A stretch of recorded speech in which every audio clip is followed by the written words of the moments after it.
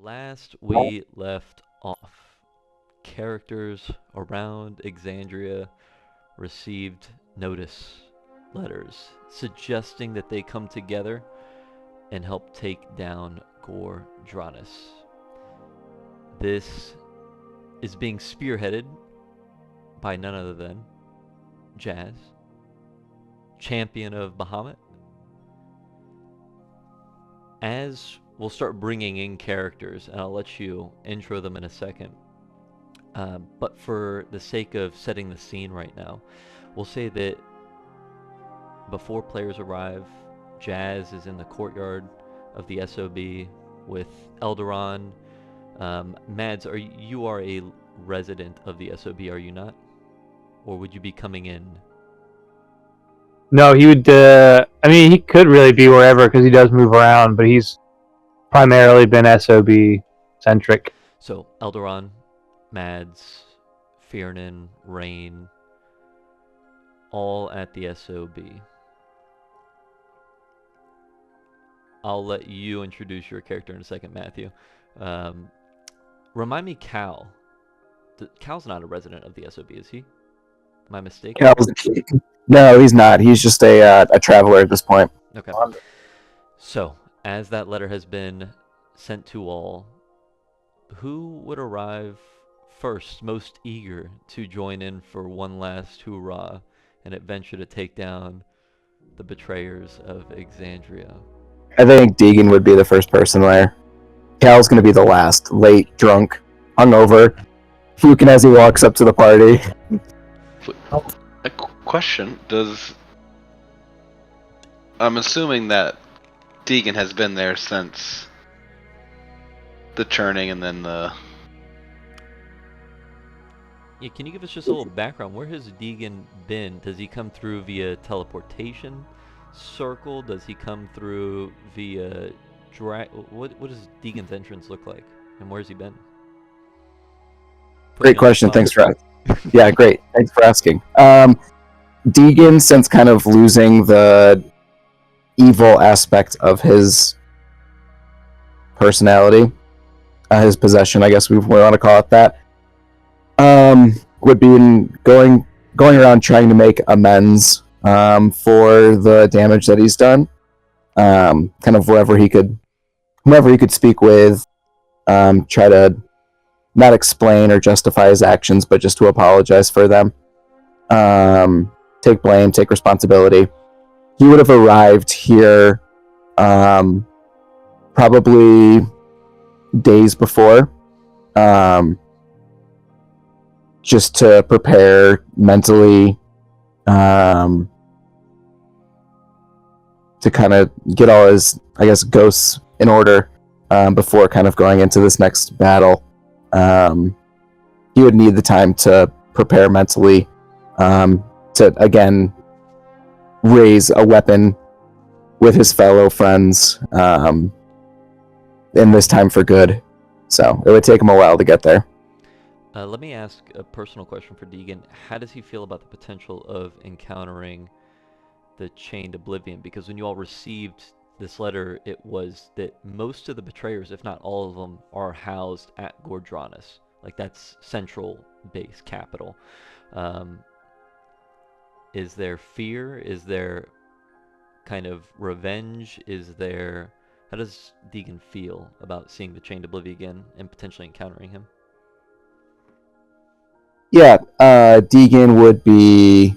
He's cautious. He knows what challenging these creatures can result in, the mass death, and he... I wouldn't say he's excited for revenge. That's not kind of Deegan's... I think he's gotten away from that, especially after being possessed by the sword. I think he's eager to do right amongst his friends, for once. Or not for once, but for a change. Okay, who would be next? But I wanted to, as a fellow druid, when you arrive, kind of sense your arrival like Jedi or some shit. Welcome you into the SOB, obviously, and obviously I fought with you a long time ago, so like we know each other, and like just connect and like be there for you as you prepare for a difficult journey back into a similar hell, and just to assure you that you're not alone, and we I'll be there for you if you feel the pull. You need only reach out. You want to hit this? Strike me down swiftly, he'll respond and say, no, but Skippy's going to run down his shoulder and take a big drag off of it. By a spirit. And then, where's Cal? No, wait for Cal. And hallucinate. And talk to the spirits. Perfect. Who would like to go next?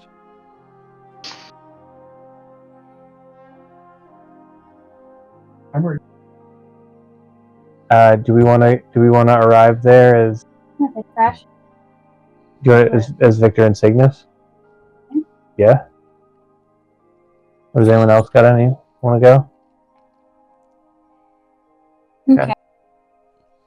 Okay. Also there. Then yeah, we I guess we probably roll up with the Twilight's Accord, whatever we could bring with us. We leave the some of the people behind to lead the Accord in our absence, and kind of safeguard any sort of backup plans.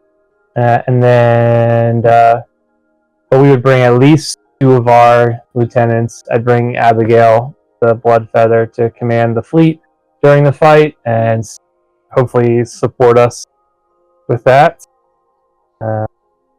I would like to, if it's okay, like as Victor and Cygnus are getting ready to leave the Accord, kind of like take Nim aside, and just talk to her for a moment and be like, I know how much you want to come, and I'm sorry, but someone has to step up, and while we're gone, this is in your hands, and it could be in your hands for quite some time, but there is no one who is better suited for this task than you. So, but I trust you, and your hands are capable. And that's. Puts a hand on your shoulder and says, "We will meet again." We will, and just kind of like cups Nim's face, and then leave.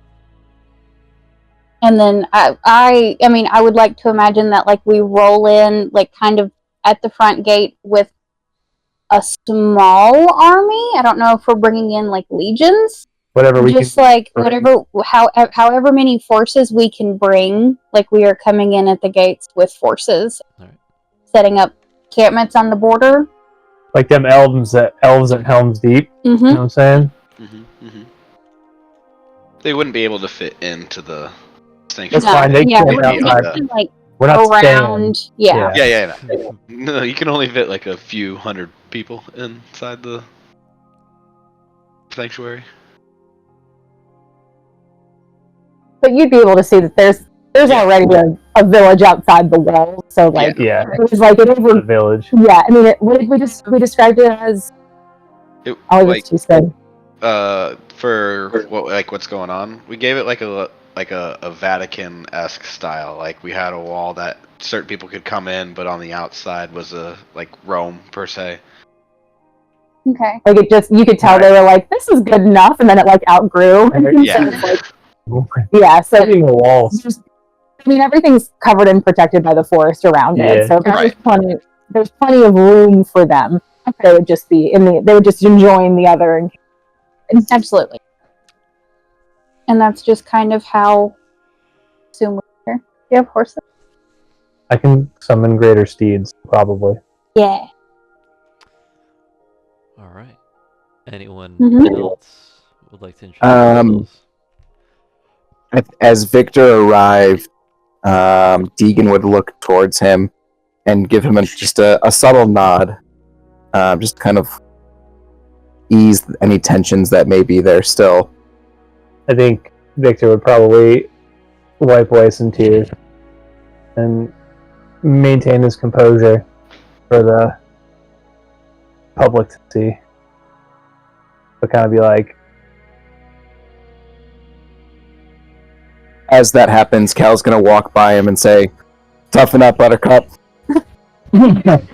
Slaps him on the back. yes, Big clouds of smoke just kind of above him. good to see you again. Cal throws up to the left, wipes his chin off. Our signets can help you with that. You I'll be just fine, thank you. and just like I think it's like state-dependent memory. He just functions better like that. I mean, it's okay. Like we've seen him fight. It's fantastic. Never better. I just don't know how he does it. He pulled just like a flask of water from her pocket and be like, I bless Is that whiskey? you, but you need to wash your mouth out. Respectfully, I'll decline. Never touch the stuff. It's fucking it. Yeah. Leaving that, not cutting it. No, that's it. That's good. We can't cut an Archer line. He's quoting Archer. Is this brandy? Yeah. What a sap. All right. Anyone else want to introduce Jab? themselves? Jad would just see Cal coming in and ask, like, here, like, is that whiskey? And just go, Cal, we've got the whiskey over. Come on. What are you guys doing? Come in. Short legs take me a while to get over there. 25 speed. Oh, you still walk? Brings out wings. Her legs are, like, so skinny because she hasn't walked in years. Talk about blue balls. I think. Trying to hold you up. I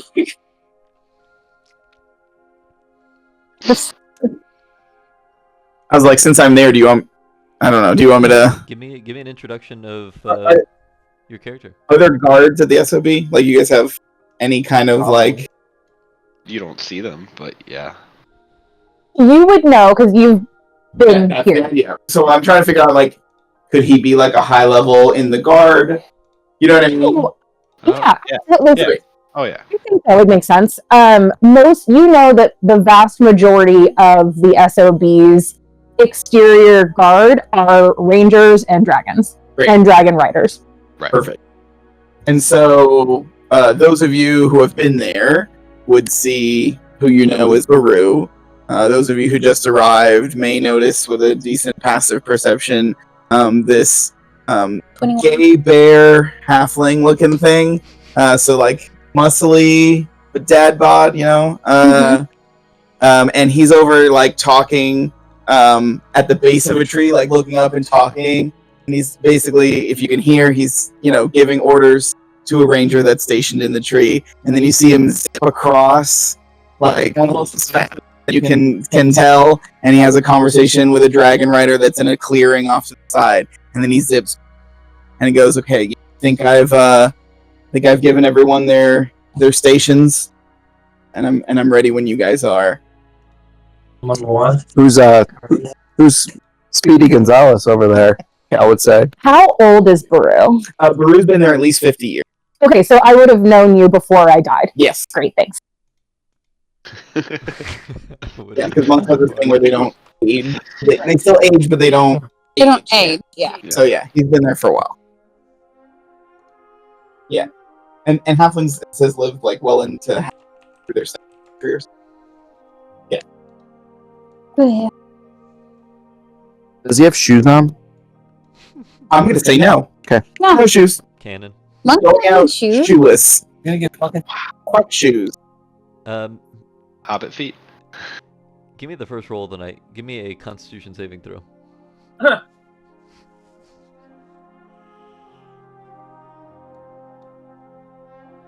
It's teetering on the edge of the table. 23. 23. Okay. You, as you're walking away from the tree, A twig just sticks right between your toes, and you barely miss a twig going right into the bottom of the foot. Painful. I intentionally step around it, you mean, because I'm a little tiny baby halfling? There you go. It lands between your feet. No more good rolls for you guys tonight. All right. Get rid of my duck dice. Yeah.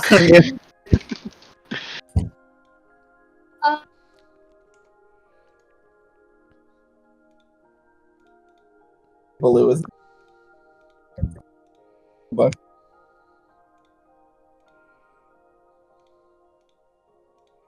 But let's see.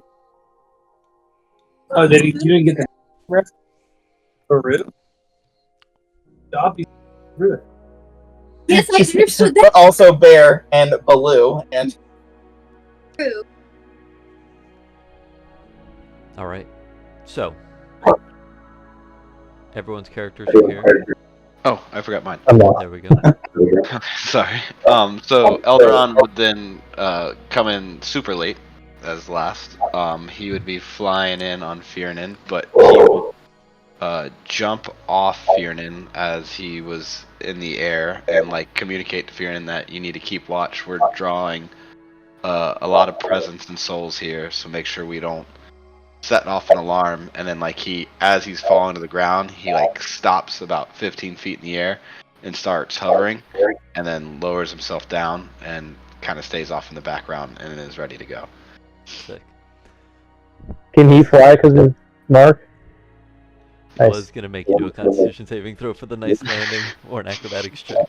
Sorry, but alright. Cool. Superhero army. Yeah. So as Fiernan ascends, thunder kicks off into the distance, and as you all get together, greet each other, you hear a cane just ever so slightly in the distance getting louder.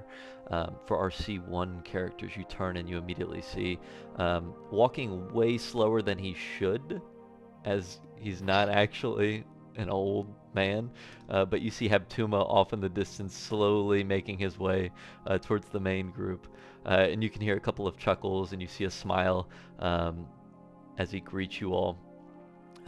And also with that thunder that was kicking off, lightning strike hits about 30 feet off of the courtyard, and apparating in that position is, for the first time that you guys are seeing, Jazz would have seen Cord before, but in his human form, you see Cord, shirtless, beyond ripped, older man, got that white long beard, missing his hair up top, but has like the Hulk Hogan hair on the side, and you see a modest 6 foot or so human walking into your direction as Cord and Habtuma both meet you all. As everyone gets together, you see Habtuma looks over to Jazz and says, "Have you told them all your wonderful plan?" It was our wonderful plan, but no, everyone just arrived, and I was going to escort them into the house first. But are we just going to sit out here and just... Let's go. Come on, please. We wanted to enjoy the weather, and it begins to start raining as Cord has just summoned rain. She'll just like move her wing over her head, like, really? You know what? That's fine. We'll just move everything downstairs. It's not a big deal. Looks up and kind of just snaps his finger, and more rain comes down. He's like, "Damn it! All right." As you guys make your way, Whatever's fine. So Jazz will kind of escort everyone into her house. And so here, I have the description. Yeah. Is this an okay time? Yeah. Is this okay? Let's do it. Might as well. Let's roll. First description of our SOB. Yeah. So it's just on the, like, as soon as you go in, like, the main gates. Do you want me to do the full description of the SOB, or are you going to save that for... I want it. Let's save the full description. Okay. Yes. So inside the gates, her house is one of the first houses right inside. It's a 2-story, just modest Tuscan-style house. Yeah, you know. With light-colored brick and stone. The first floor is mostly for entertaining, so that's where she leads you guys into. The rest of the house, not really important. But large windows and a large dining room table, and then large plush couches near a fireplace up front. And so that's where she kind of leads everyone into, so that everyone can kind of make themselves comfortable as we can kind of sit down and have our discussion. But just right there. And then you would see on the top that there are like thick walls around the outside, and then there's like a small like dining room or dining spot up there, so that she can like keep an eye on who's coming and going, land and things like that. If we were going to eat a large group meal, would it be there? It'd be well, for Jazz's close friends, yes. It would be that first floor, because the second floor is just like her bedroom, Rain's bedroom, and then there is a wine bar downstairs sort of thing. So we can get a little, but the first floor is purely for entertaining people, and like you can just see that there's like a lot of like comfortable spots, a big dining room, and that's where she wants to entertain people. I guess it's technically Rain's house now, but while I'm home, and she'll like pat Rain on the back as he changes into his human form and comes inside with everyone. What's human Rain look like? He's like long hair, Danny Eldarin? long blonde hair, like human, like blue eyes. Surfer Prince. Surfer Prince? Because he's the charismatic face. He doesn't have much else going for him besides charisma. So His nickname is Point. What's that from? Wizards. Oh, yeah. Can Mads serve everyone drinks? Okay, Mads would like to do that. But he's gonna just carry around the keg. I was like, you live in the SOB as well. Yeah. You see Heptuma just open up his mouth. No, yours is over there. I like your style. Cal would say, and Cal would slam the first one, put it down before Mads walked away and like click the beer on the cup on the table, asking for a refill. You know, really start with the good whiskey, and she'll like bring out the decanter. What's the decanter? Yeah. And have like form two fingers and like slide it on over. You save the beer for afterwards. You know. He takes the decanter and pushes the two finger drink to somebody else and starts drinking out of the decanter. Jazz will take it back and drink it. Once everyone's inside, she'll kind of just sit everyone down and say, welcome, old friends. Not really any new friends here. We've all been friends for a long time anyway. Well, some of you may not know everyone else. How rude of me. And so she'll kind of go around and introduce everyone in case people don't know each other. She'll obviously introduce Cygnus and Victor of the Twilight's Accord and kind of reiterate how we've been working together. They're another very large sanctuary for refugees in this trying time. We wouldn't have, well, quite honestly, a lot of the meat that we have here if it wasn't for them and all of their boats. So we'd like to thank them for everything. Welcome everyone here. And discuss what we have coming up. So, this is a multi-part plan, but we'll kind of focus on the first part for now. But as everyone knows, the group that is infiltrating Goredronis. Would we know at this point that C3 has gotten the map? Yeah. So Bahamut, for the sake of our timeline, right. Bahamut and Cord have just moved over here from speaking with the C3 characters. So that just immediately happened. So she would kind of look to Bahamut then, or Heptuma, because he's in his Heptuma form. No affiliation. And she'll just kind of say, did everything go okay in the, where were we? Why can't I think of it? The Cobalt Soul Archives? In Rexentrum? Or is it Ash? Rexentrum. They have done beyond wonderful over there. They are ready, eager to take down Goredronis. The Shadow Team? Shadow Team 6. Well, I will have to say that the plan is, well, Mads, is Rundar here?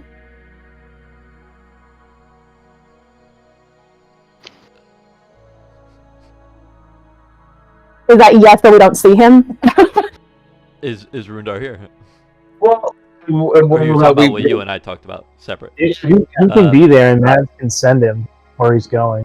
Yeah. Yeah. There's plenty of So we'll ability. say he's still here Yeah. for now. Great. So you've got Rundar and Jeromedar in the Beautiful. house. What's your umbrella look like? Rundar with the eye patch. Oh, okay. Got it. Forgot. God damn it. Mirror Rundar. Mirador. So Cool. I can't say this is exactly taken without inspiration, but it worked for us, so it may work for them as well. Much like our initial fight with Tiamat, the first time, welcome back, hoping that we can provide the distraction for them this time, while the team does do the infiltration into Goredronis, and well, we're quite frankly to be the distraction for them this time instead of having someone distract us. So it's nice to see it come full circle, really. What we do know is that the outside of Goredronis is protected mostly by the Crawling King. He's their first layer of defense, is that right? That is right. Who's the for the uninitiated? Who's the Crawling King? Yes, the Crawling King is it's really disgusting. He's a giant. He's a worm-like tree with 3 arms, and he's the god of jailers, prisoners, slavers. Not great things, and he's been making tunnels underneath and corrupted the surrounding forest. So he's their first layer of defense. Would we consider him? This is an important question. Giant worm. Only 3 arms? Are they very large arms? To be honest, that's what the picture shows. Does it? You know what? I'm gonna look to more than 3. Like a lot of them? So Heptima, or we'll say Cord steps in and he says, typically you only see 3 and then the party's wiped. They never see the rest. But he is a gigantic creature. Most of his body stays underground. He's got plenty of arms. He's also got maws lined along the side of his body. There's a mouth everywhere. So we would consider him a monstrosity, then. That's a nice way of putting it. It's blunt. Thank you. Nailed it. So maybe he just really likes snacks. Oh, he's got snack mouths everywhere. He's got snack mouths. The extra arms are just because he's hungry all the time, right? Yeah. I mean, With the extra honestly, not the worst. It could be worse. Do we have a way of dispatching or handling the Crawling King?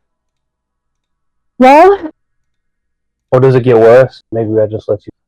oh no, you're fine. Our goal, our thought is, again, he's just the first line of defense, and he's got a lot of his. I use the term soldiers, but realistically, they're just, torturers, enslavers. They're terrible people. They do actually like to take. Why can't I think of words right now? They do like to take arms. They like to take whole people because, well, they're slavers and jailers, so they do take prisoners. That's what I'm trying to say. They do lots of killing, but he really gets his oomph from torturing people. So our hope is that if we can distract him first, enough of a distraction, pull him out, that's where Melora is going to come in. And we're hoping that she's able to kind of help take care of all of his, again, soldiers is not the term we're looking for. And that's really phase 1. And then phase 2 is when we're hoping to draw more attention. So it's kind of like a domino effect. Above table more. Wild Mother. Got it. I knew that. Mads is like, Yeah, correcting obviously. More. Now, I don't have a whole lot of insight on the how. That's where we get to kind of be creative about all of this, but that's kind of our first target, and pulling them away from the front so that there is some sort of way to infiltrate at the back. Our favorites. So That's kind of our goal. Okay. Do we have any idea what their second line of defense would be, or do we know what would be next? Once we breach the forest and deal with the corrupted forest on the outskirts of Goredronis, there's an open field, and that's where we'll start bringing in our larger armies to face the betrayers and pull them one by one out of Goredronis and hopefully weaken the defenses within, so that way our other friends can sneak through and potentially reestablish the Divine Gate. And any deity that we kill along the way, and unfortunately for any of us who die in the process as well, we will not be able to infiltrate the Divine Gate once again. So if we are lucky enough to kill the Crawling King, and our friends get the Divine Gate back up, then he's one less problem to deal with ever again. But again, that goes both ways for us. It kind of think of it as it's less like they're putting the Divine Gate back up and more like they're putting up a Divine Wall. I think that sounds lovely, actually. Behind that. If it means we are locking, no offense to any divine present, keeping their meddling fingers off of Exandria for an elongated amount of time. No tea, no shade, of course. I think that sounds lovely. To be fair, I'm sure they can still reach their fingers on through the cracks in the wall, but the idea is that it'll be closed and they'll no longer be able to just kind of pop in whenever. Exactly. And the world. Ideal. Exactly. Hopefully, calamity free. Calamity free. Safeguard humanity from the calamity. That should be our little banner. Little flag. Safeguarding humanity. You see Cord look at you, Cygnus, and says, yeah, resurrections will be a little bit difficult without the primes here to aid. I'm sure that's nothing to the Accord. Absolutely. It will be difficult, and I understand that perhaps my stance on things is somewhat antagonistic. Nothing personal. I'm sure we all have wounds, given and taken. Let's not forget that we're all here for a common cause. It's not like any of us are enjoying this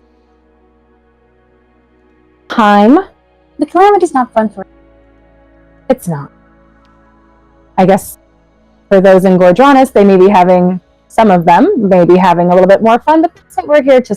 So, I guess, is there anything I missed with phase 1? I think And Heptimus steps in and says, I think you nailed it. We're going to cause big commotion. And in fact, while this is all going on, Cord's going to distract the Chained Oblivion, who is currently above Goredronis, keeping guard. He's going to cause a storm in the fields, so that way hopefully we have enough time to dispatch the Crawling King before the Chained Oblivion catches wind, and I'll be securing the force above and aiding Melora anytime I can.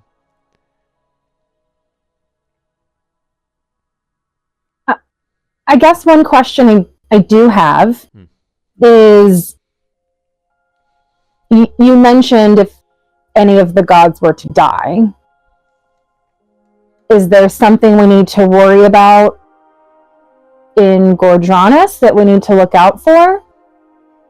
I know we can kind of weaken, but I don't think we can kill them. But if we weaken them enough, are they not allowed to go behind the divine wall? Is that kind of the intention, and then they become mortal? When you say weaken, do you mean kill their form on Exandria, or the fuck out of them. Precisely. That was Mads.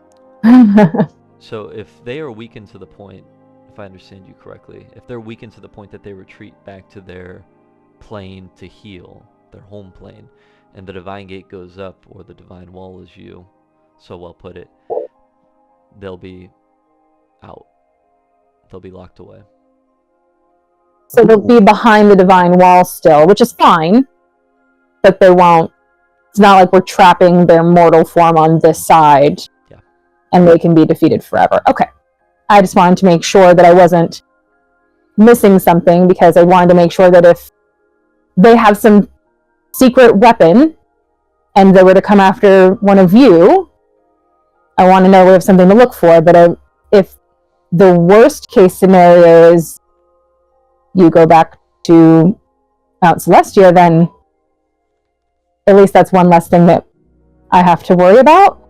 Yeah, Heptuma looks over towards to Victor and Cygnus and says, if we die and we're behind the divine wall, Exandria won't hear from any of us for probably hundreds, if not thousands of years. So there'll be a time of peace, as you all are looking for. Now, I do have one question, if I may.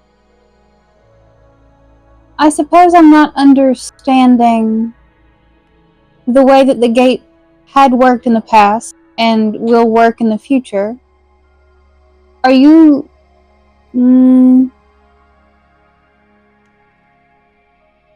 will no divine magic work once the gate, or the wall, as Jazz has so eloquently put it, thank you, will no divine magic work after the wall has gone up? Let's put it simply.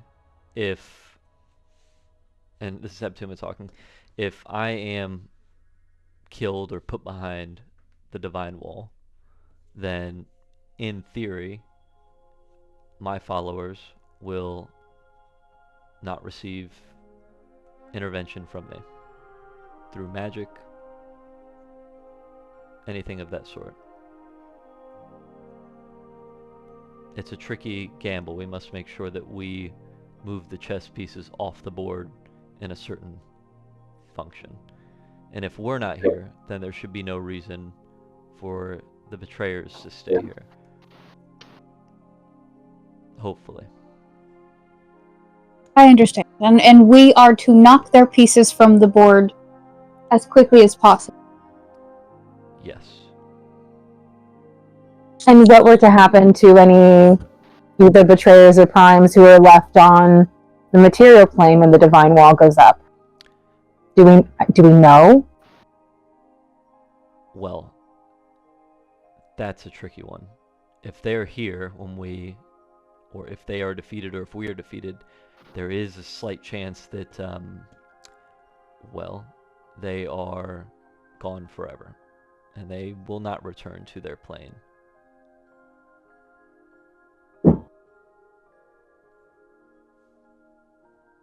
If the divine gate or the divine wall goes, you see, the tricky part is that we are currently waiting on our brethren to make that decision for us on how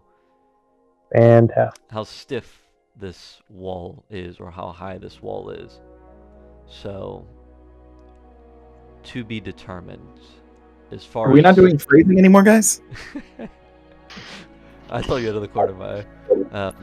But for the sake of now, there's no divine gate up, no divine wall up. As long as we move quickly, the consequences are less severe for all involved. Hopefully that makes some sense. Kind of theorizing here as to what can happen.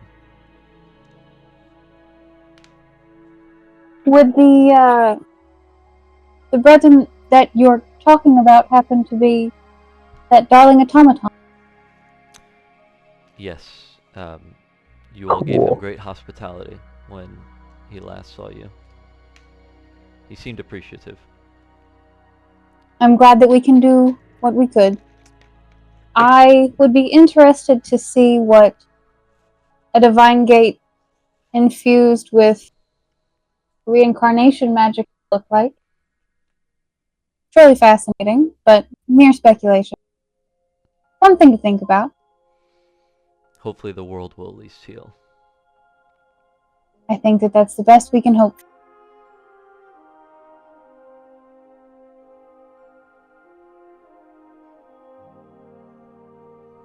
Would anyone like a drink?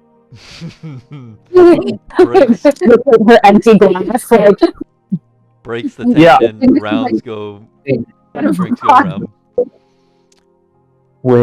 Whiskey from the shattered teeth. Yeah. Shattered whiskey. That was Shattered fun. teeth That ski. is It was a fun, yeah. brand right there. Shattered whiskey. Shatter. Shattered rum It'd is be what rum. it is. My fault. No, that's a good brand. We'll keep Mhm. that. Shattered. Cal would ask where we're fighting. Are there any innocents on that land? Any kind of other casualties we need to worry about or try to prevent? Trying to get a lay of the land of the battlefield. Cord The slides world you. is Cord slides you a corrupted beverage. by. You've sobered up pretty quickly. Kind of as an opposite effect, if you know what I mean. Ah. So it's a great question. On the land itself, it's corrupted above. The innocents lie beneath and are trapped beneath. And that's where Malor is going to handle his minions and hopefully free as many people as we can. We won't be doing any damage to the tunnels. So hopefully the people are as safe as they can be. Got it. Thank you.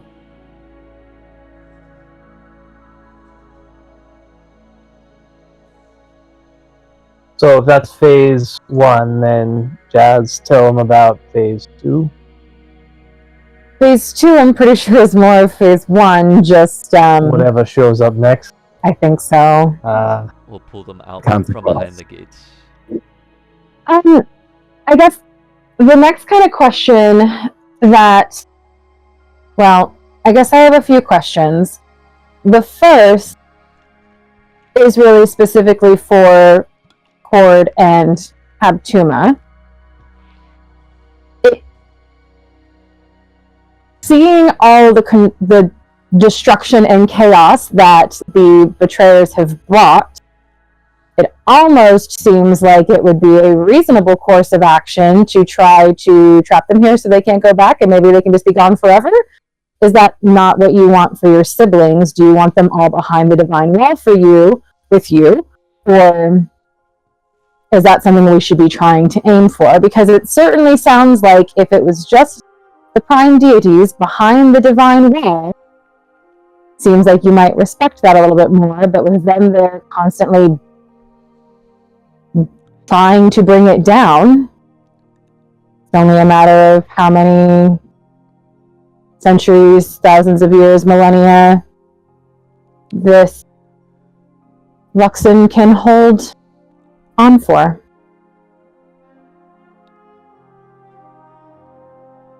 Don't get me wrong.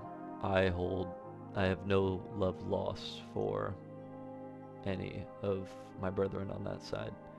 If we can get the divine wall up and we happen to kill them and they no longer exist and cannot go regenerate at their plane, I have no quarrel with that whatsoever. Send. Now, and this is Cord speaking, I just want to get them off this plane as quickly as possible, whether or not that is killing them outright or getting the wall up after we knock a few out.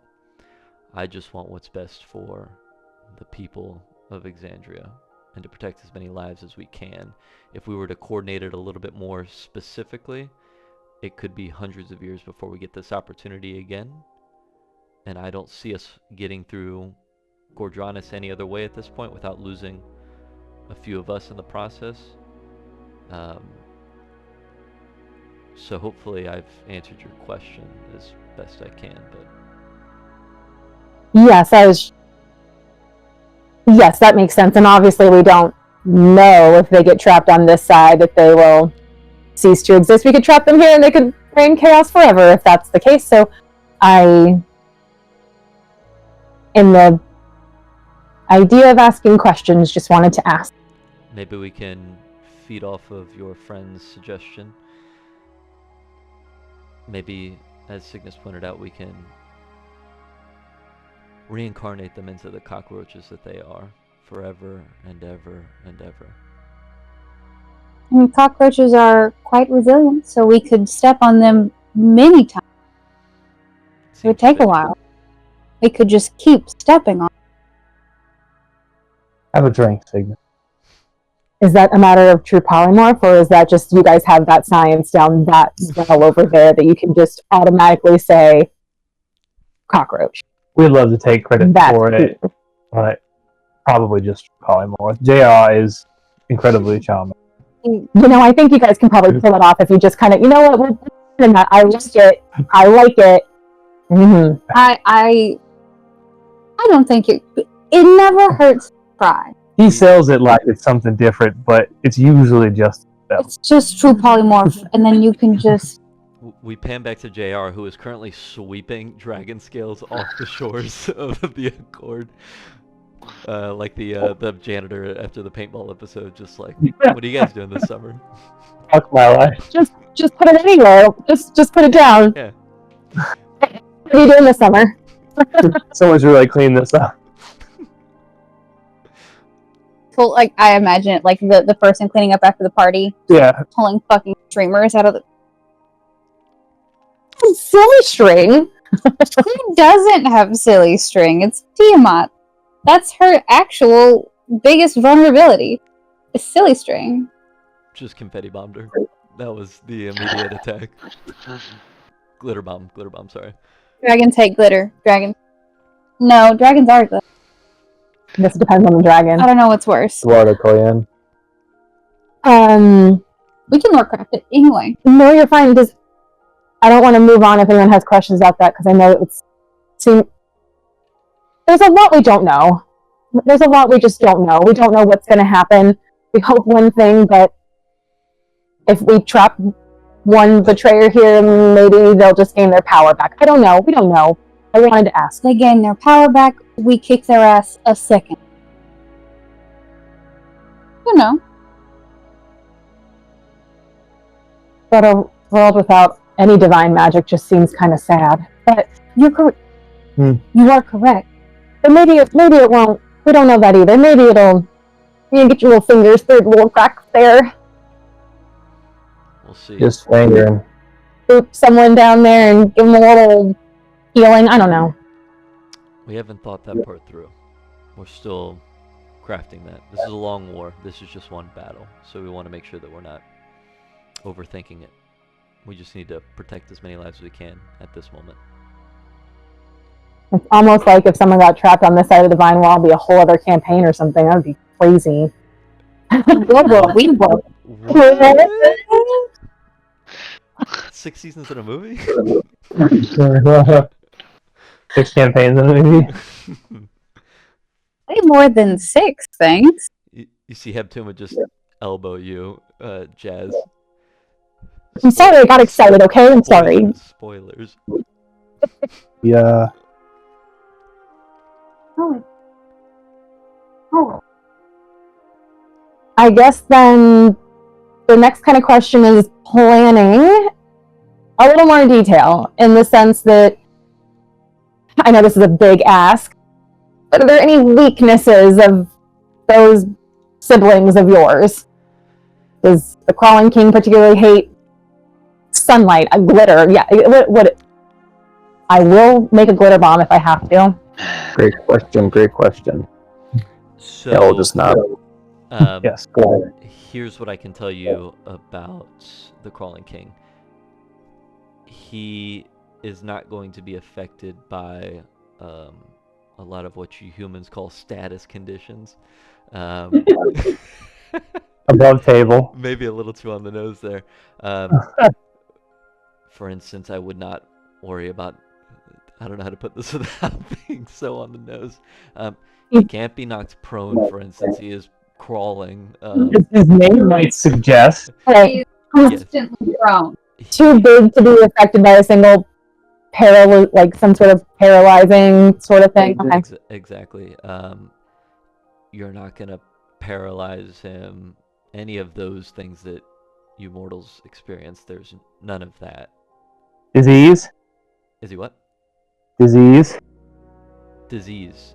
He is a disease. He's He is the disease. Copy. Any resistances while we're asking? let me see Resist- something.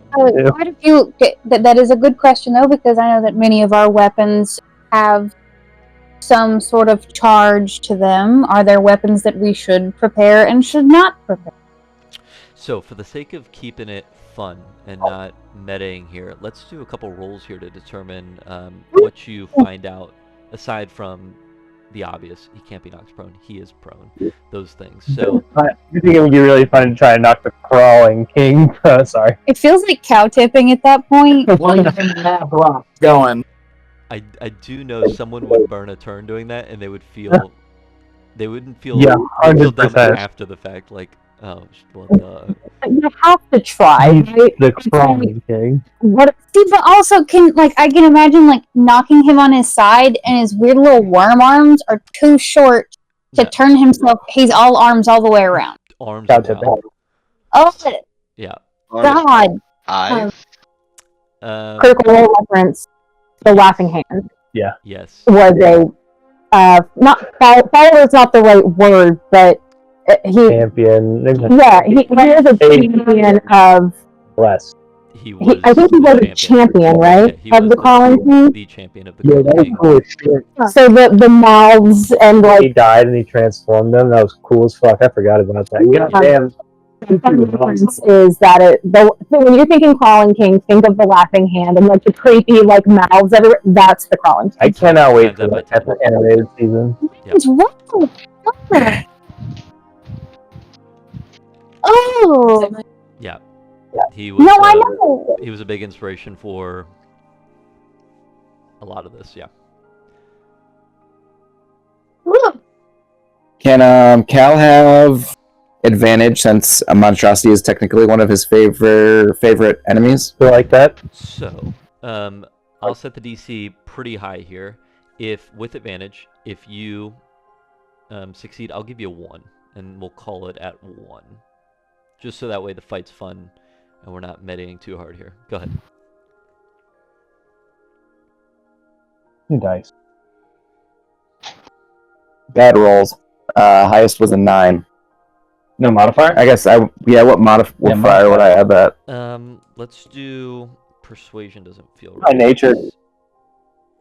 Um, Deception or nature, I think.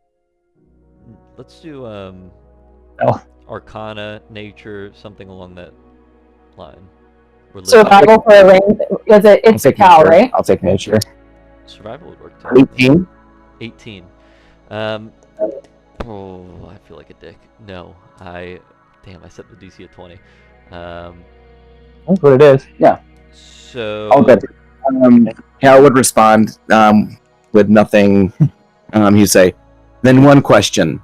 Fuck. Sorry, wrong accent. No, you're good. Can it die? it can die. That's all I need to know, and he'll sit back in his chair. That's a cool way to play off failing a roll right there. That's the coolest way. Does it bleed? Yeah, good. Does it bleed? What are the rest of us plebeians rolling? Let's do. Can we? Can we? let's Can we do pick? straight religion, survival, or nature? I'll give you those 3. Those feel And you said the right. DC is 20. DC's 20. If one of you succeeds here, I'll give it to you. If I roll a natural 20 and get a 19, I haven't rolled yet, but I literally can't. Welcome to Jazz. I have a -1. I literally can't get a 20. 24. You know I honored natural 20s. Deegan got a 30. Okay, yeah. 26 for Victor. Apparently everyone but Cal's gonna hit this roll. I got a 13. That makes Cal- me better. We Cal said, prefers the challenge of hunting monsters. what we say, religion, nature, or what? Religion, Survival? nature, or arcana? I think that's what I said. Or Maybe survival. yeah, 23 for Mads, 26. So, Only a 13 for Sig. So, Cal, you immediately ask that question, and you go, never mind, and you ask if it can be killed, and then you take a step back, Habtuma and Cord didn't even get a chance. They're drinking. They didn't even get a chance to put down their cup by the time they were going to tell you. So that's how eager Yeah, you were. never mind. So they will let you know that psychic, anything psychic related, not worth it.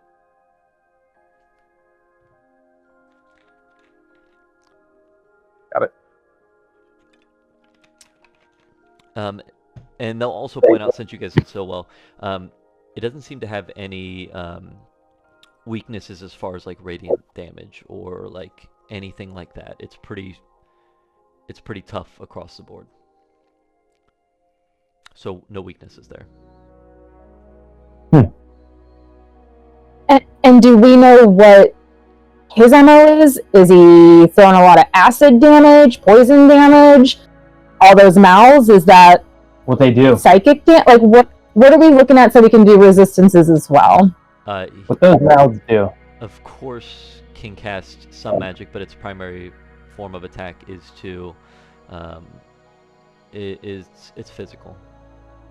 He's going to try to bring you in close, use the mouths, and also maybe slash and hack you with the others. Cal's gonna respond. Sounds like one of my exes. I think I used to date the crawling king. Anything ranged, or should we be okay if we're up in the sky? Air attack? Air attack? Points to my dragons and dragon riders. The other guy though. It, The other guy. Chain Oblivion. Oh, thank you. and Cord is also going to try to help disguise or cover as much of that as he can. Again, he's trying to distract the force from being seen, and but yeah, I would keep them as low as you feel comfortable with. But Okay. he can hit from range as well. Okay. I don't want to mislead you, but Okay, thank you. mhm.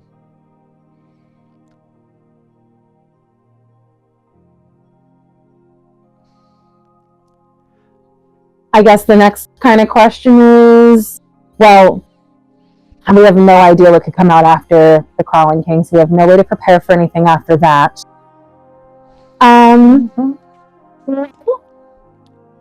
I guess there's a few kind of questions. One, what exactly is our timeline now that... No, that group doesn't have a name, do they? That's why I've just been calling you the other party. You The asked Shadow us Team? for nothing for 50 sessions of no name. I'd like to point out that we've probably come up with 17 different names. We're like, totally that one. And then with something else, I was like, oh, that's a good name. And we're just like chameleons, but that's not a great name either. It'd be like the artist, the group formerly known as. Like, first of all, I thought we were going to be the Resistance, and we never really Close to it. we That's never the closest sank- we got. sank our teeth into it, but I really thought Resistance was going to be our team name. Do we want to just crown them the I Resistance? guess we need another Rue word in this campaign. Yeah.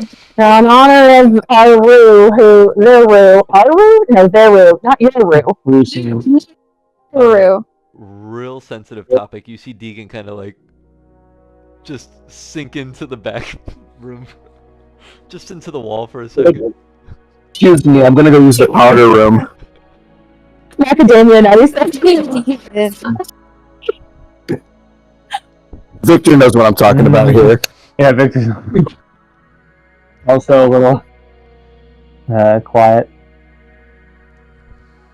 That'd actually be really funny if, like, Victor and Sigurd's like, no, I heard them call themselves the Resistance, and being just fades in the background like Homer Simpson. Back into the hedge. Yeah, it was because one of their members was killed by. You don't want to talk, Victor. You can cast fireball. Probably the room was Not in my house. We're not. Camera fell. Yeah, Jack's just like banishes both of you. Just kidding. Just kidding. 1 minute timeout. Debbie playing. Time out. Skippy's gonna bite Victor's heel underneath the table. the goblet. Light burn. Ah, what was that? Wait, is there a candle down there? I forgot what we were talking about. Timeline. And names. Episode 50. We're just gonna go for the Resistance. That's where we're going in right now. properly named by For the now, group. yes. Great. The higher level groups are naming the campaign 3 group. Like, they have to have a name. They can't just go in blind. Always Short remember class. the Joe Schmoes. Mhm. The average Joes. Jeromedar, Ruindar, and Beru are standing in the corner like, hey, fuck you.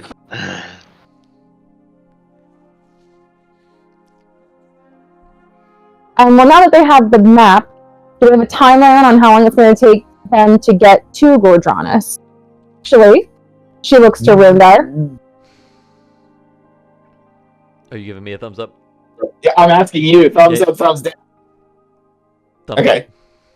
So the plan is that Jerome and I will scoop them up, help them infiltrate the city walls, and then wait to extract them once the mission.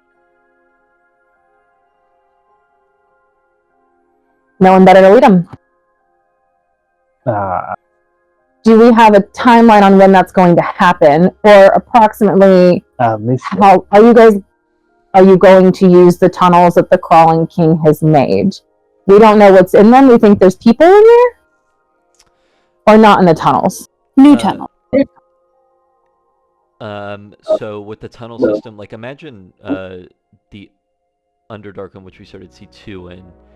There's a lot of that going on. So there's towns, civilizations, all of that exists underneath the surface, but they are in this particular area just controlled by the betrayers, and the Crawling King is kind of creating that for them, that system. Gotcha. And he's made tunnels outside around the city. He's connected those to the surface, or those already existed in the surface, and he's just using them. I'm sorry.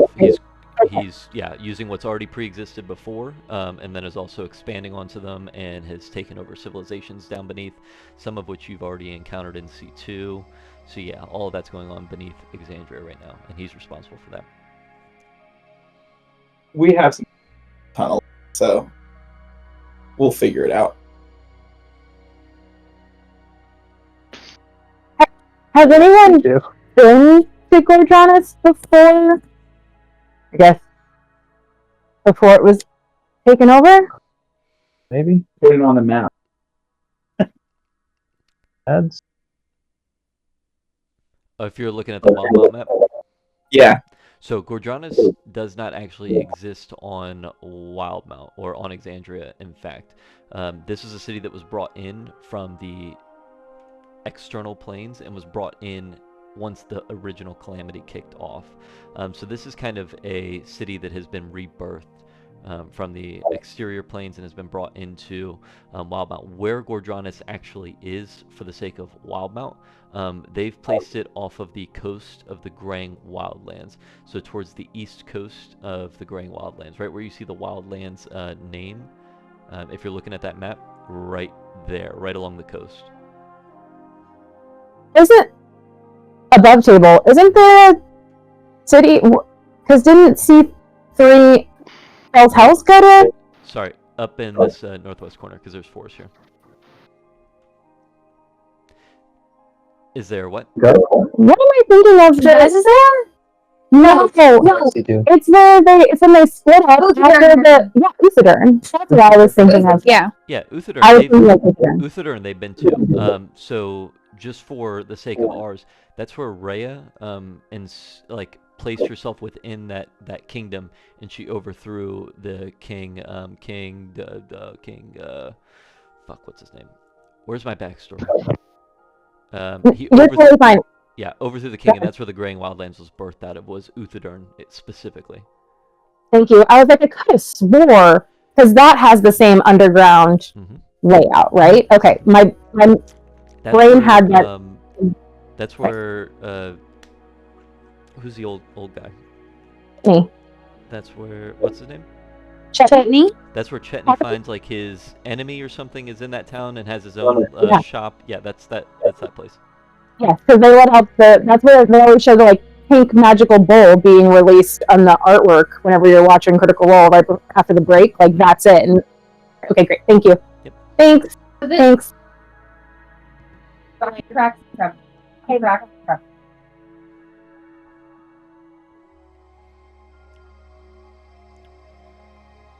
So no weaknesses. So then the last kind of thing, do I remember correctly, Nans, that Jazz is the one who, I'm just going to send it, made the blue balls for the resistance? Made the. I'm just going to get the name. Oh, yes. Is it Render's favorite item. is it possible that she could have made enough that we could have one? Or at least they could have one? I don't necessarily need one, but It is right here on my sheet of things to do for you guys. It's right there. Yes. So it's about this time that Cord and Habtuma and you start to distribute out these orbs. And again, disclaimer, they warn you very heavily, do not break these unless it is game over. It'll give you godlike powers for a very short period of time, but you will not come back from it. No resurrection spell, no nothing can help you here. So only do it if it is absolutely dire. And again, the more time we spend out here killing, distracting, holding off these betrayers, the more time our friends get within. Let's just bail immediately. Sure way to TPK the C3 party. if we're talking about preparing, do we know when we're leaving? Yeah. I have that too. We're leaving at dawn. Excellent. Dawn. My favorite. And what time is it now? Disadvantage bird. What? No. You said it.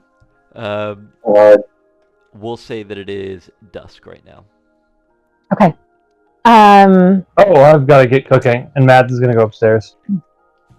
Then we Or passed out. to the kitchen, I'm sorry. Please. No, go. I was like, well, it's your house too. You make yourself comfy. I imagine that the kitchen's probably in the entertaining area, so you can be with us. It's an open concept. Open concept. It is. Go above it. Then I think what I probably would have, I think Jazz would have written in the letter, if possible, if you can cast Death Ward, prepare it. If you can't cast Death Ward, learn it. And then that way, if we can try to learn Death Ward in the time that we had, like the months planning, weeks planning, whatever it was, I would love to see if we could learn Death Ward, because one person casting it on one other person, great, but one person casting it on 8 people just removed. So she would, in the preparation, that is one thing that Jazz would like to try to help everyone for, along with her lord. Mans, Yes, sir. I feel like it's feasible that the clerics of the Twilight's Accord would know Death Ward, bring it with them, and be able to bestow that upon certain members of the team. Absolutely. I think that's a great tie-in there. Let's do that. I really feel like that kind of makes sense. It's kind of half our thing, so. And that'll reward you guys for bringing people. So, great tie-in. Yeah. Let's do Okay. it. So then we wouldn't even have to study it. You guys could just bring We your just have clerics, and your clerics clerics coming could in. just. It's 8 hours, so they'll just send it on us at the beginning of the day. One of the Before. Cygnus and Victor, one of the clerics comes up with like a cleaver and like points to Mads' hand and goes, "Which do we?" No, he lost The- that hand fighting the. Just cast the spell. Unless You he want wants Ear? to know Not Mads, Not the. I- But But Mads, we'll talk about it some other time. I think it's prescient here to say that a lot of what we do is really just regular spells with a little extra jazz on it to make it palatable to the masses. You can just cast a spell. You don't have to take anyone's hand. so you don't want me to Today. cut a limb off? don't. I'm confused. no. That's I don't fine. know as police. This is one of those executive order things. Just cast it. I will cast the spell. And then just like touches your forehead, touches the forehead. In the morning, not right now. No, in the I morning. just burnt it. That's right. You'll have it back in the morning. Go to bed. Darling. Normally I chop the finger off and then alright, I'll see my way out. See you in the morning. This is definitely the guy from 100 years ago that I made Finn play. Yes. Same guy. He's been promoted. Yeah. He's been promoted. Worked his way up. The guy who didn't have teeth but now has teeth. Yeah. Now he has teeth. Yeah. Whoa. Made it shelf format. He is a testament to how hard work can get you in this organization. Teeth. Pops back in. Parents. They have We great. do offer actually great PPO dental plans. Well, I do actually have a lot of questions, and I just want to stay up as late as I can talking to Hobbs. No, I just want to ask as many questions as he'll tolerate. Does Victor remember that he met Habtuma, or was it was a memory that you had in C2? So you were a creature, and Habtuma was the old man who walked in and was talking to you. Bill forgot, but I guess history check. More keep? I'm just kidding. But, I know what I'm getting you for. right? Because that happened. That did happen. I guess it's a 12 on the history check. It was before you met. Yeah, It was earlier. It was before you met Ron. Yeah. Right? Yeah. You are It correct. was like session 3 or 2 I had Victor. Yeah. I'd like to think that he just asked him questions and then I guess to be quick, he would ask him as many questions and have to eventually leave for the night, and then he would remember that it was him. Oh mother! As he walks out the door. Yeah. And then he gets totally the usual suspected by him, where everything starts to make sense after he leaves. And yeah. All right. So as you all prepare for the upcoming battle, is there anything you would like to do? We'll say that we are now ready to go, unless there's anything at night that you guys want to get out of the way. I implied it earlier, but Mads is going to brew up 1 or 2 heroes feasts, so that all parties, all characters relevant would be able to benefit from that for the next 24 hours. There'd be Death Lords in the morning from the Twilight's Accord. Temp HP. Yeah. I gotta roll the HP. So, can I get 2 different people to roll a D10? Because I don't want to.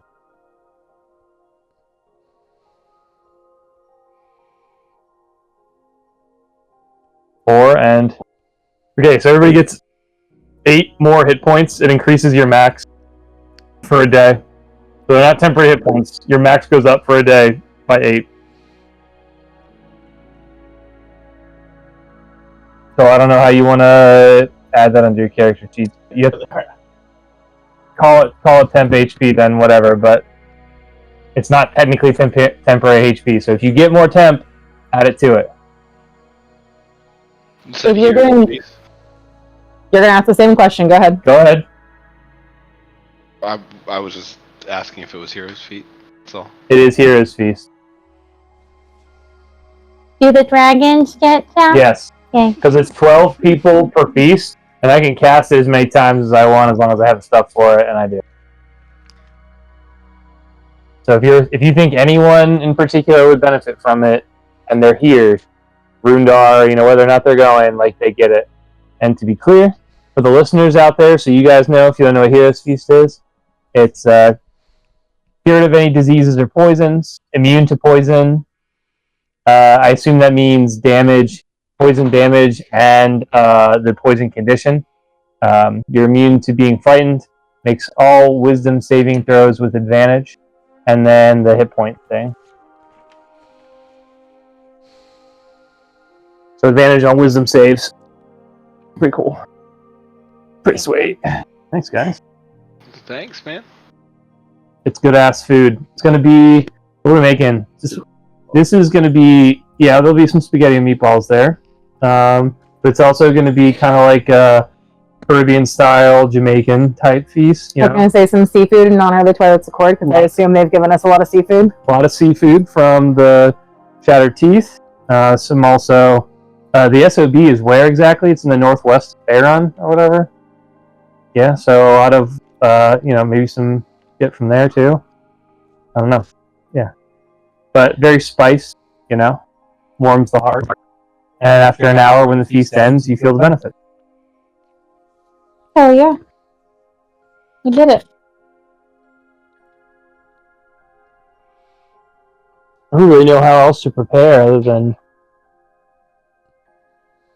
All of my preparations, I think, are just for in the morning. Yeah. Unless we want a fucking tiny hut. Hey, no, who's on watch overnight? Minorian's not here anymore. We're good. We got it. Rest in peace. Actually, Hmm. yeah, rest in peace. Pieces. Part Peace. of him is Yeah. sleeping. Yeah. Which part? You don't know? The upper half, the lower half. Pinky toe? Alright, so, as you all make your way back out to the courtyard in the morning, after a well-rested evening,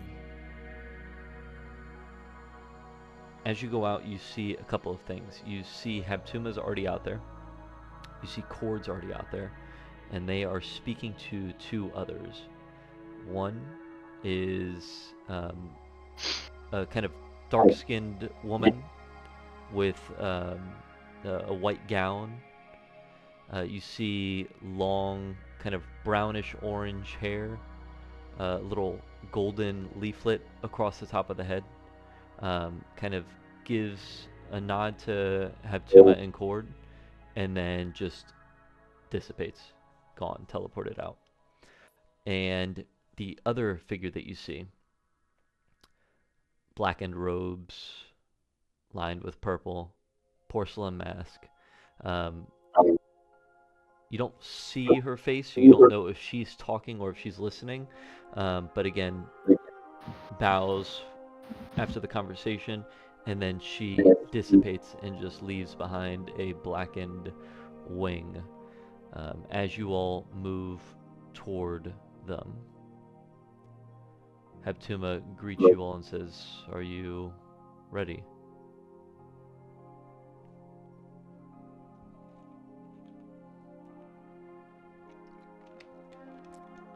I think as ready as we can be. As ready as we'll ever be. God's speed to us all, then. And you'll watch as a teleportation circle opens up behind you all. And the first thing that you see looking in is, again, you're going into a place little on the nose, corrupted forest, but what you immediately see is woods and trees that are rotting and kind of twisting in a way that does not make sense. If you think about trees, they go toward the light. There is no light on Exandria anymore. So it's kind of in this twilight kind of phase or age, and the trees are twisted in ways that do not make sense. Again, the roots are corrupted. You can see these blackened gray instead of browns and greens like you would normally see, and there's this slight purple glow throughout the forest as well as you all enter through. Habtuma and Cord go with you. You see Cord kind of hops on the back of Habtuma as he begins to transform into a platinum dragon, and he takes to the sky immediately, and a lightning storm and a thunderstorm begin to kick off in the distance as they both go straight into the sky above the clouds, above the storm that you can see. And it very quickly, in your area, it is a light rain. Very, very light, doesn't obscure anything. But you look off in the distance, just literally like 60, 70 feet away from you, heavy, heavy, obscured rain.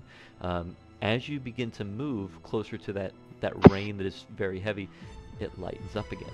And you guys have this kind of bubble around you to help you stay concealed as best you can from other enemies. But nonetheless, that begins to happen. And what would you guys like to do? Give me maybe a survival check to start here to see what we can figure out here. Can I say that we passed out some supreme healing potions before we? Just like a Did we have would be some? nice to have. Yeah. Did we have some? We had some time to prepare, Yeah. and chance at some healing potions thrown out. So, I'll say this before we roll for that, for fun. Sorry. No, it's totally fine and reasonable. You're under the expectation right now, and this would have been mentioned last night, and I forgot to mention it until you just mentioned that this is a snowball effect. This is a domino effect. This is something where if you defeat the Crawling King, you move forward quickly and you keep them on their heels, and it's supposed to be rapid, this kind of attack here. So keep that in mind with spells, keep that in mind with everything that you do. I know it's a lot to ask for, but you do have quite a cast with you, so trust each other on that. Go ahead and roll a D6. Whatever you get, that's how many Supreme Healing Potions each of you get. So each of you roll your own individual. I saw a 6, so someone's getting a 1. Supreme is. I'll have to look up Supreme again. 20 or 40? 10d4 plus 20. 10d4 plus 20? Yeah, that sounds right. Do I use the duck dice? No, you don't. No.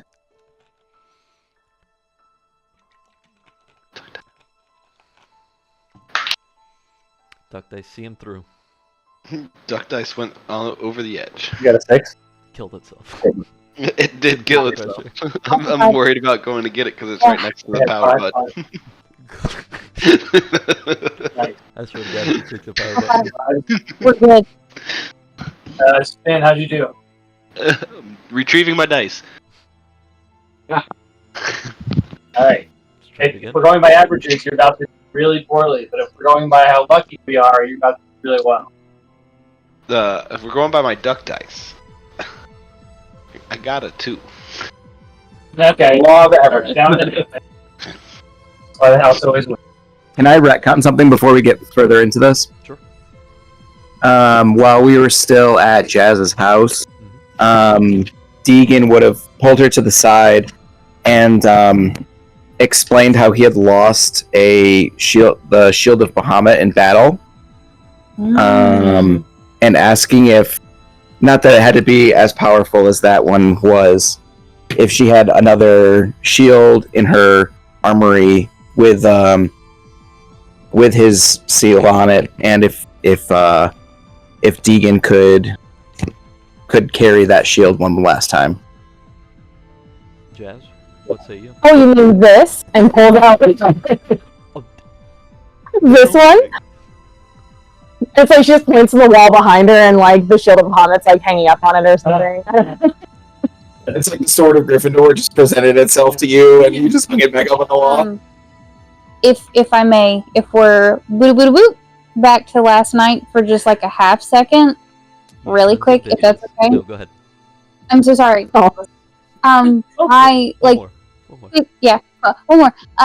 Cygnus would have wanted to, like, you know, if Deegan is like off by himself, or like, you know, just addressed him very quickly and kind of like in this moment of like extreme guilt, just, you know, like been as earnest as she could and looked him in the eye and said, I am so sorry, but you were as lost to me as the rest of them.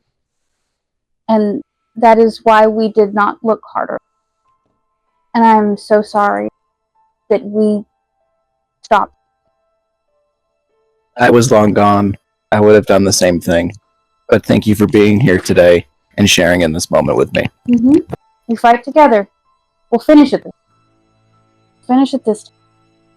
The right way. Mm-hmm. And that's We're it. in the forest. And let me ask right now, are the dragons in the air? Are the dragons walking on the ground? Are they a few feet in the air? What are we thinking here for Fiernan and Rain? I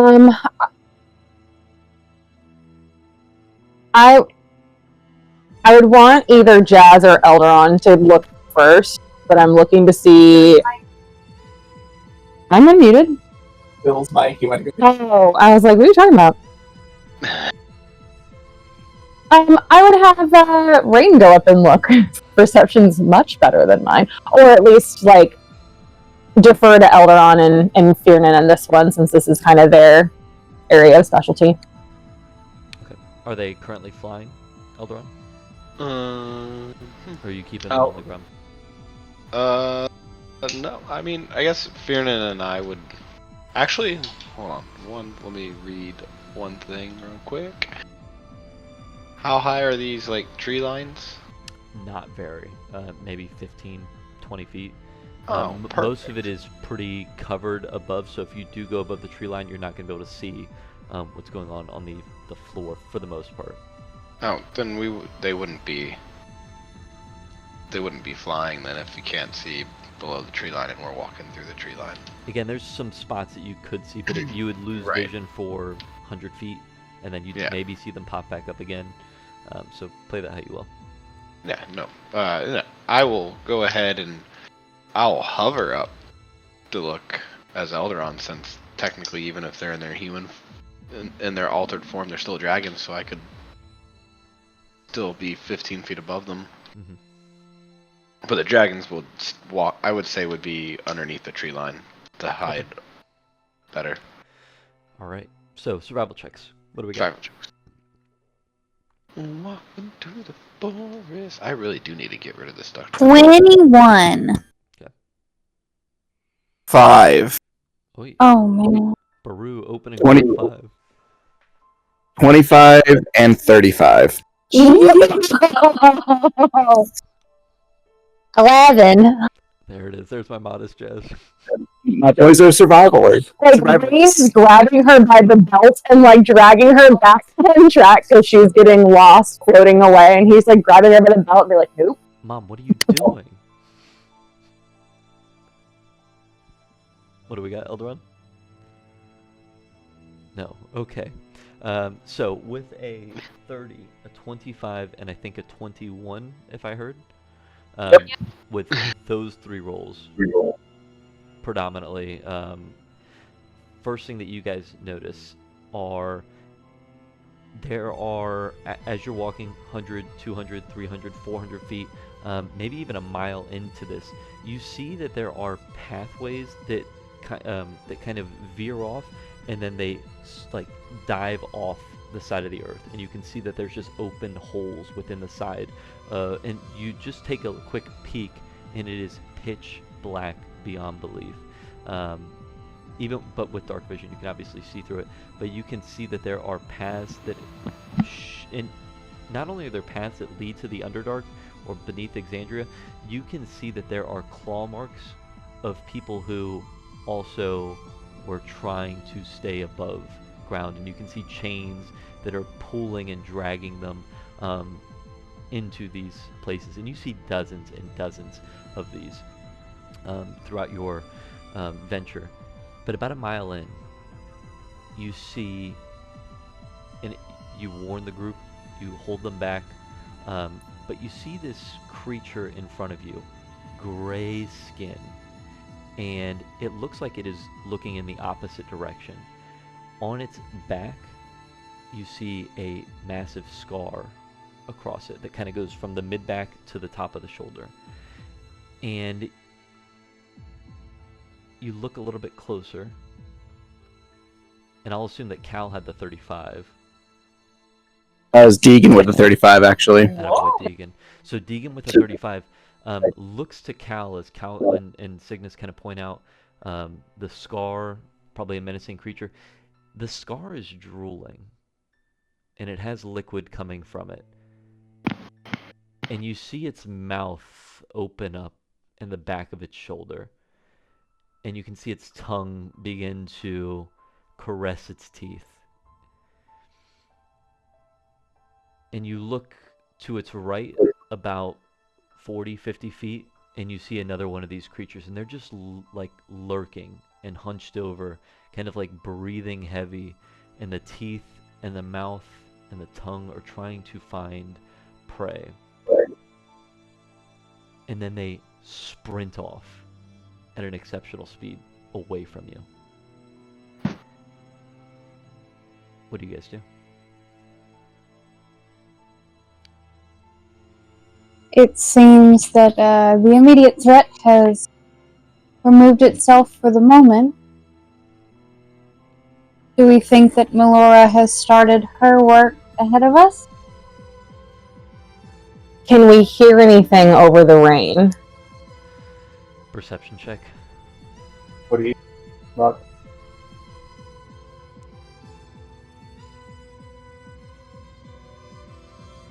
Aw, man. No Battlestar Galactica for anybody? No. Get out of here, nerd. 21 for rain. Not a nerd. Just playing D&D here. 21 for rain. Okay. Alright, Halo Infinite. I I'm will listening to Halo music right now in my ear. So, I will say that it's only 16 for Sig, but I also have a passive perception of 20. I don't know if that means... So for this, you're trying to figure out, is there something going on beneath, right? Or are you talking about just in general? Because Melora's attack was going to be beneath the surface. She was going to infiltrate the tunnels. So if you're looking for the tunnels, like trying to hear beneath, DC is pretty high to hear what's going on beneath the surface. I was just trying to see if I could hear what's happening, what's drawing them. Sure.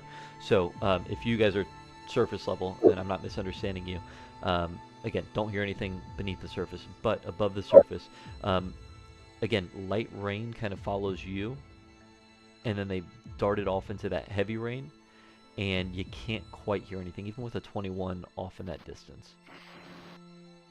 Not sure if anything's attracted them, or they saw you. Not sure.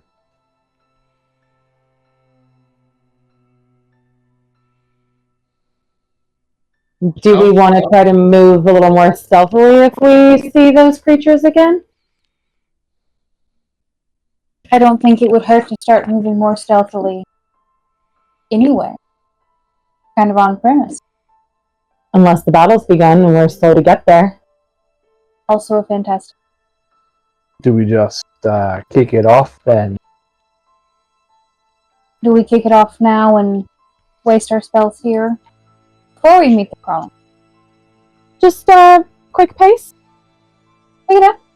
A little bit of a quick pace. Watch your footing.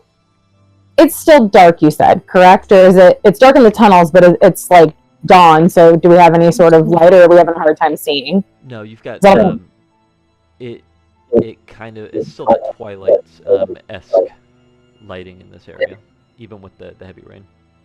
Is moving at a quicker pace going to like be a detriment to us, or can we see the ground okay? You can see the ground fine. Yeah. She'll look to Eldon. Quicker pace. Are we trying to be stealthy? I think if we see something, so I don't know if we want scout ahead. How many of us are able to become airborne? We can walk above the ground. Jazz has been walking the ground in forever, so Exactly. I'm going right I'm now. picking up what you're putting down. By the How way, close to- as you turn to Eldaron to ask that, you see a creature 40 feet behind Eldaron, again, just heavy breathing. And this time you see its face. And it's got one eye across its face and a mouth across its chest and no mouth on its face. And it's just breathing heavy and looking at you. And then you hear it scream, high-pitched, and it runs off in the other direction. Great. I'll hear it. What's it afraid of? Us, obviously, I would say. Look at it.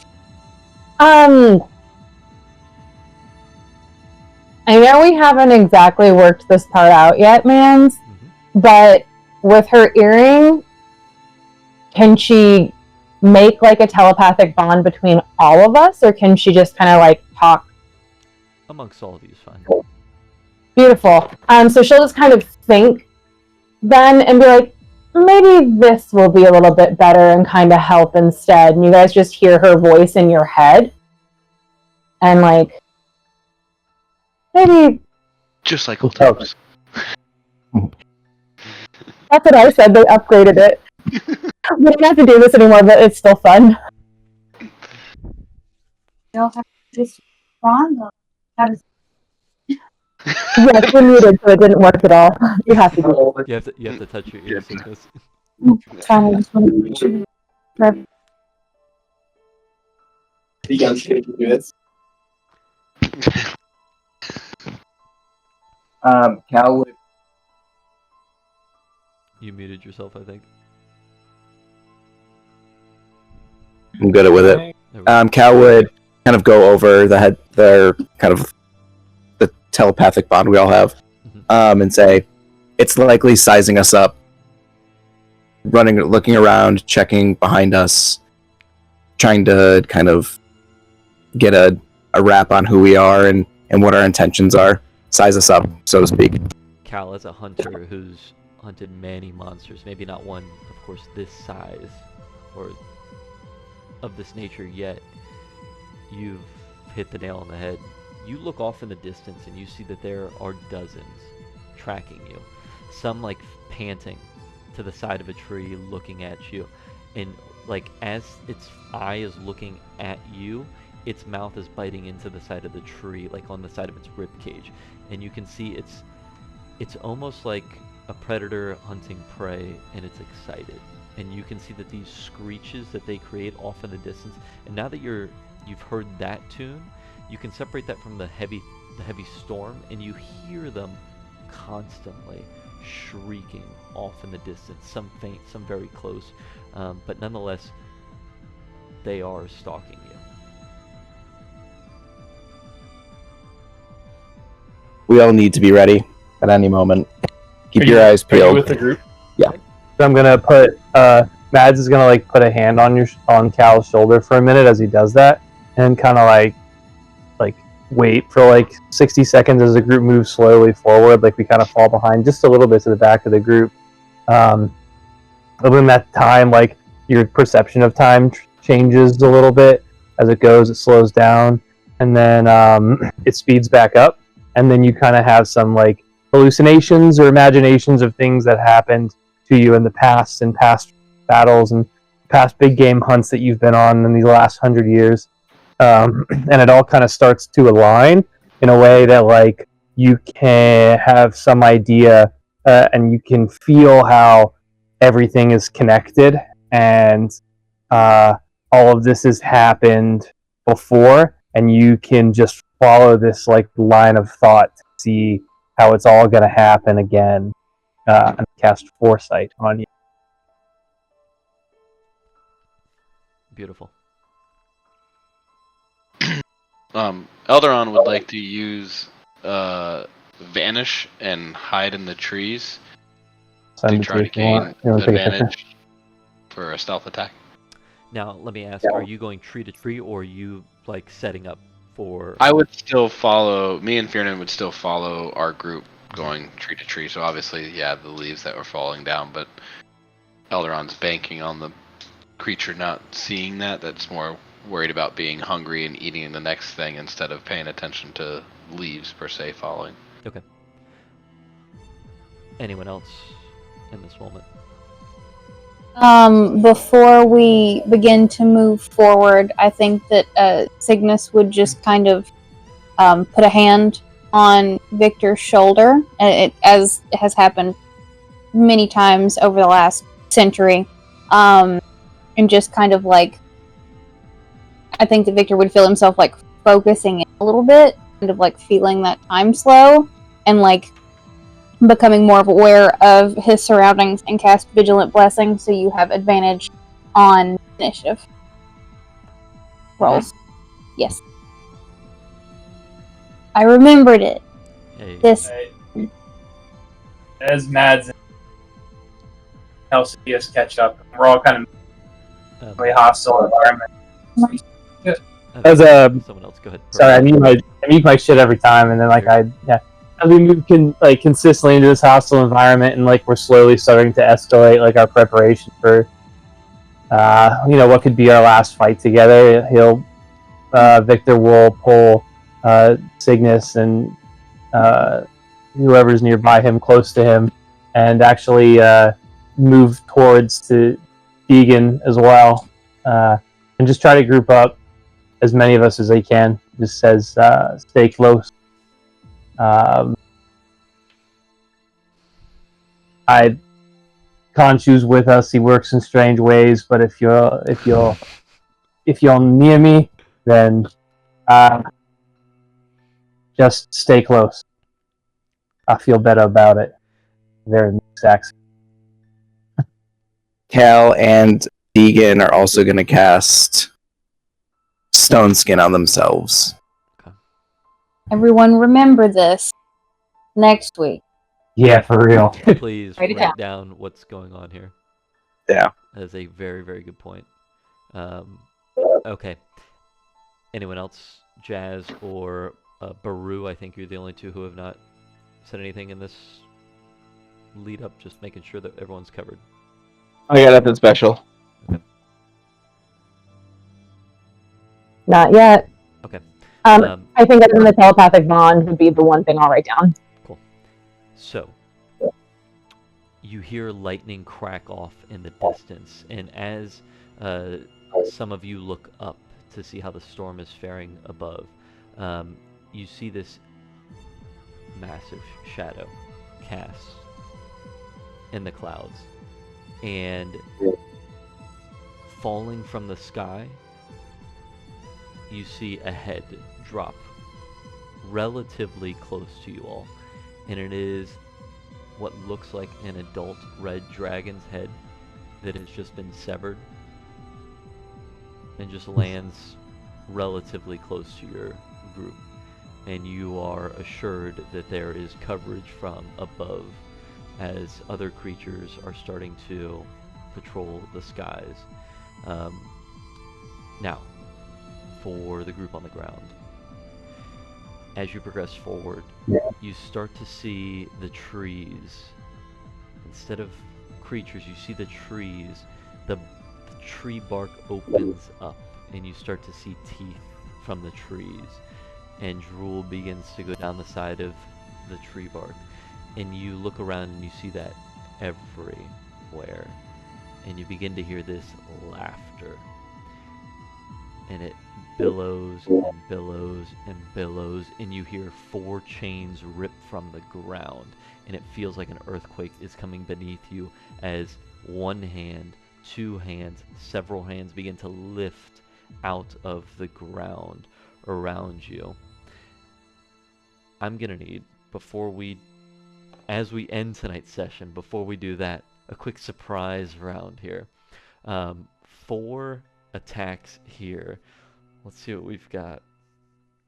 Let's see if old buddy can hit.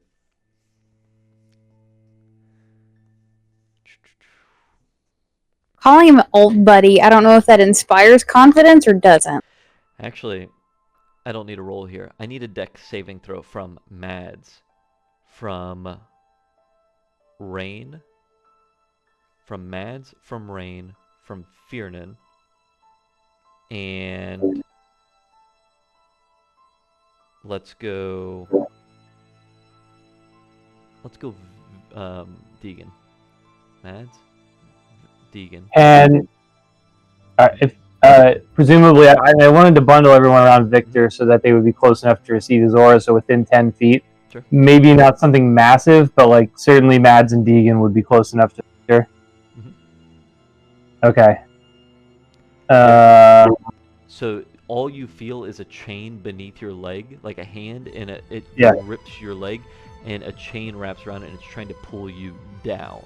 So it's not a spell effect or anything like that. It's a physical attack. So dex saving throw from you 4. Close enough. Even though Fiernan was in the trees with Eldaron? You're walking. He's walking. Is he a human form right now? Yeah. Okay, if he's human. I said, because I said we were walking on the ground because they wouldn't be able to be in the canopy. Yeah, then add the 5. Right, so did you have Rain with you? Yes, I did have. I did say Rain was up in the trees with. Yeah, So that is Deegan, not great. Jazz, and instead of Nice. the dragons, I'm gonna go. Who don't I have one of right now? We'll go.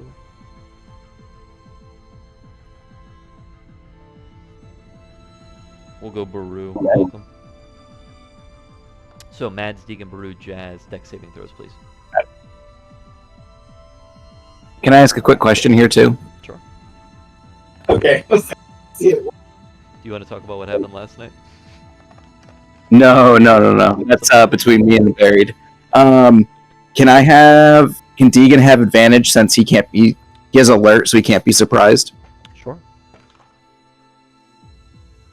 It's a 19 for Jazz. Okay. Ooh. 15 for Deegan. 19 for Mads. 17 for Baru. He had 5. Oh no, so 22 for Baru. All 4 fail. So, Expected to fail it. Oh, but he was low. Yeah. Been nice knowing everyone.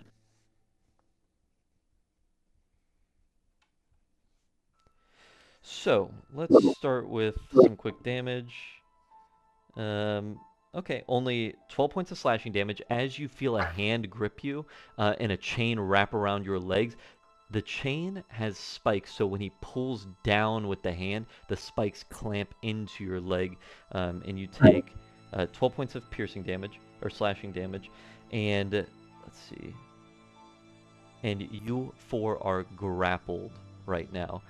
And that's where we'll pick up next session as we have 4 grappled. We'll roll initiative. And we're going to have a fun time. I'm so pissed that I can't sit here and do this for the next 4 hours because, oh man, I just want to get into this.